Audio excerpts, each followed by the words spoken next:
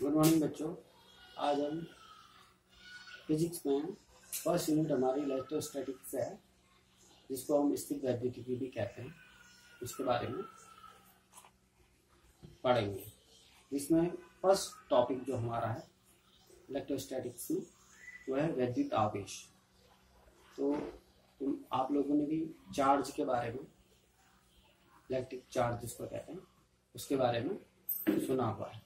तो electric charge क्या होता है, तो इलेक्ट्रिक चार्ज का प्रकार क्या है और प्रकृति क्या है, मात्रा क्या है, बीमा क्या है, आवेश का क्वांटम प्रकृति क्या होती है, इन 4 टॉपिकों के बारे में हम आज डिस्कस करेंगे।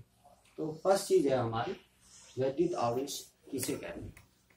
तो वैद्युत आवेश, जैसे आप घरों में इन्वर्टर की बैटरी रखी है आपने, और दूसरा मोबाइल बैटरी आप चार्ज करते हैं, तो आप कहते हैं कि हम बैटरी चार्ज कर रहे हैं, बैटरी चार्जिंग कम हो गई, चार्जिंग करनी है।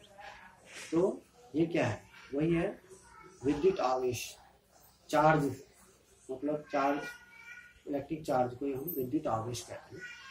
तो चार्जिंग प्रोसेस क्या होती है, इसके बारे में समझने से पहले चार्ज क्या है, आवेश क्या है, इसको समझना जरूरी है। तो विद्युत आवेश जो है, सबसे पहले साइंटिस्ट जो थे 2500 साल पहले, यूनानी साइंटिस्ट थे थेल्स। तो साइंटिस्ट थेल्स ने बताया था कि अंबर को जब हम ऊन से रगड़ते हैं, तो उन्होंने पाया कि वो हल्के कणों, हल्के पार्टिकल को, हल्के चीजों को अंबर जो है पदार्थ अपनी ओर आकर्षित करने लग जाता है। तो उसके बाद 400 साल पहले फिर अंग्रेज वैज्ञानिक गिलबर्ट, उन्होंने पता लगाया कि जब हम अंबर की तरह और कोई पदार्थ, जैसे हैं कांच है, आबनूस है या लाख है, इनको हम रगड़ते हैं, तो इनमें भी उसी प्रकार की प्रकृति दिखती है। किसी चीज को, हल्के पदार्थ को आकर्षित करने की प्रकृति दिखती है। तो इस गुण को हम कहते, उन्होंने कहा कि ये जो है पदार्थ जो है वैद्युतमय हो गया या आवेशित हो गया है। इस पदार्थ को उन्होंने क्या कहा, वैद्युतमय पदार्थ या आवेशित पदार्थ। तो जिस कारण ये पदार्थ वैद्युतमय हो गए या आवेशित हो गए, उस गुण को कहते हैं हम वैद्युत, उसको कहते हैं वैद्युत। और वैद्युतमय होना पदार्थ का, वो किसके कारण हो रहा है, वैद्युत के कारण। तो और ये गुण किसके कारण आया उसमें, आवेशित पदार्थों में एक दूसरे को आकर्षण करने या प्रतिकर्षण करने का, वो आवेश के कारण आया। किसके कारण, आवेश के कारण। आवेश की प्रकृति जो है उसके कारण उनमें किसी दूसरे आवेश को आकर्षित या प्रतिकर्षण करने का गुण प्राप्त होता है। तो आवेश जो है, बाद में साइंटिस्ट फ्रैंकलिन, उन्होंने आवेश की प्रकृति जो है, प्रकृति धनावेश और ऋणावेश के बारे में जानकारियां दी। उन्होंने सबसे प्रथम बताया कि आवेश 2 प्रकार के होते हैं, एक धनावेश होता है, एक ऋणावेश होता है। तो कोई भी पदार्थ जो है धनावेश और ऋणावेशित चीजों से बने, धनावेश और ऋणावेश से मिलकर बने।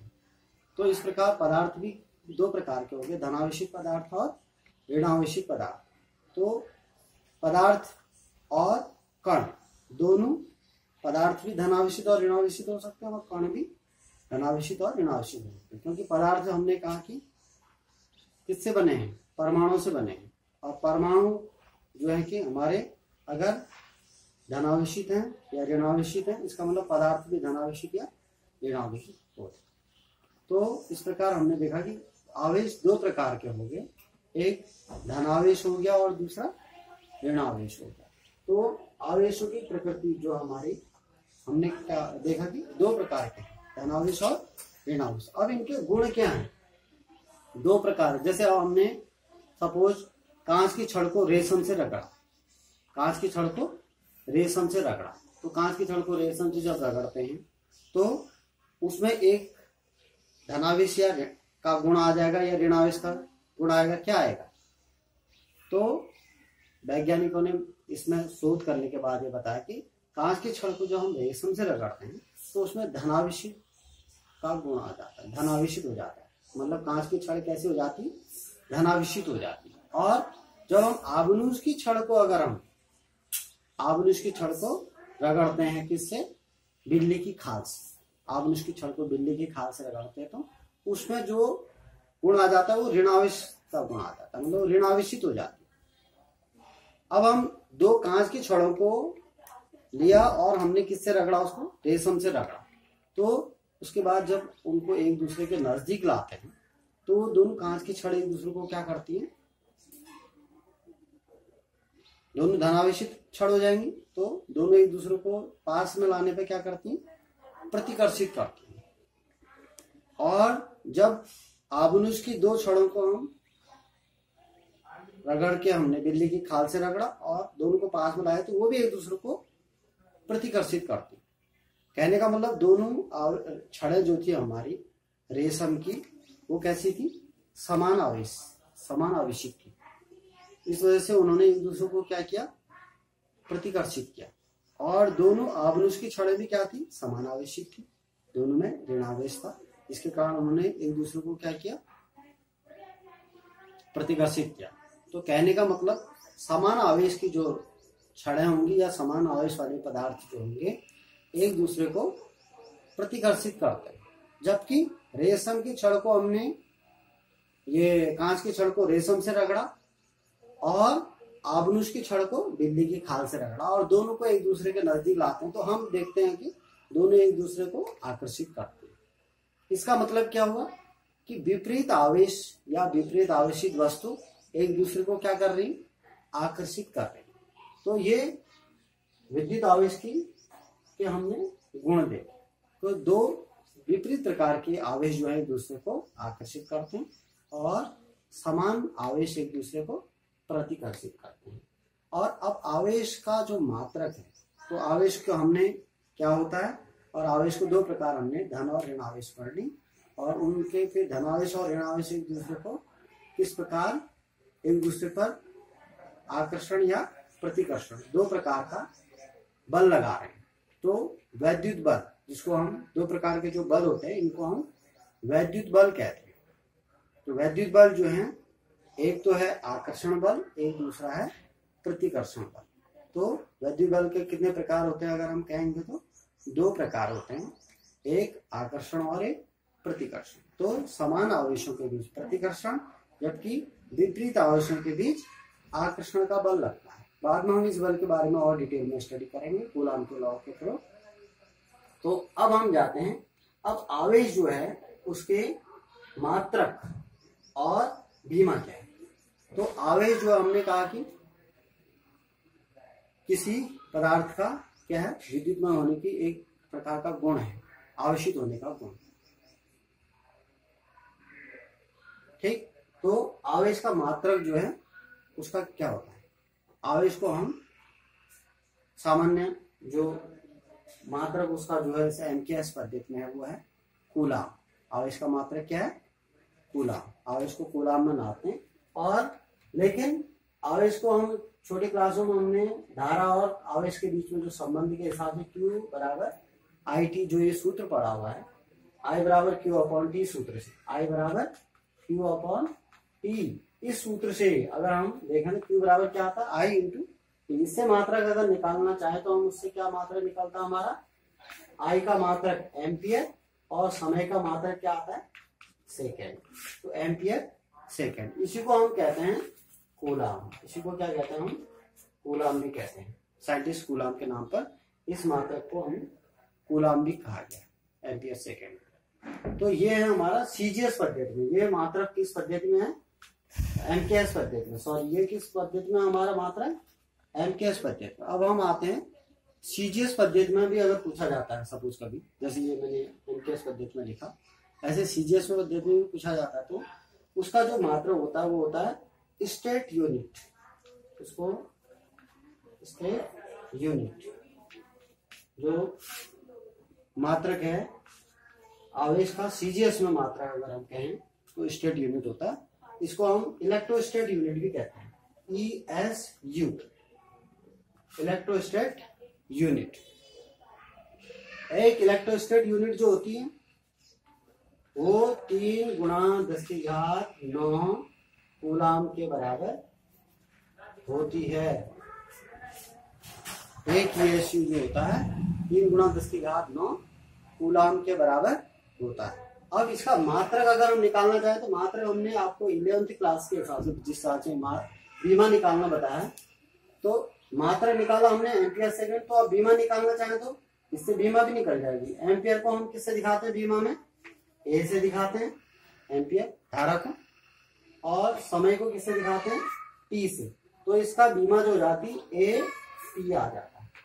इसको कई बार किताब में इस प्रकार से भी लिखा होगा m की power m0 L0 A T, इस प्रकार भी लिख सकते हैं क्योंकि इसमें m और n ये वाली बीमाएं नहीं, तो A और T इसकी बीमा होगी AT।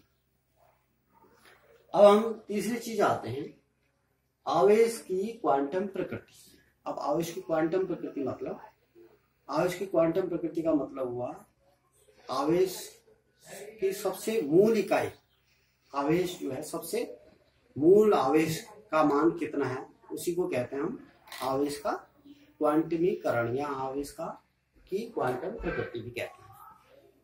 तो किसी भी वस्तु में या किसी पदार्थ में जो आवेश होगा वो मूल आवेश का हमेशा n गुना होता है। मूल आवेश का n गुना होता है। मूल आवेश को हम इसे दिखाते हैं, उसका n गुना होता है, और वो धन या ऋण कुछ भी हो सकता है।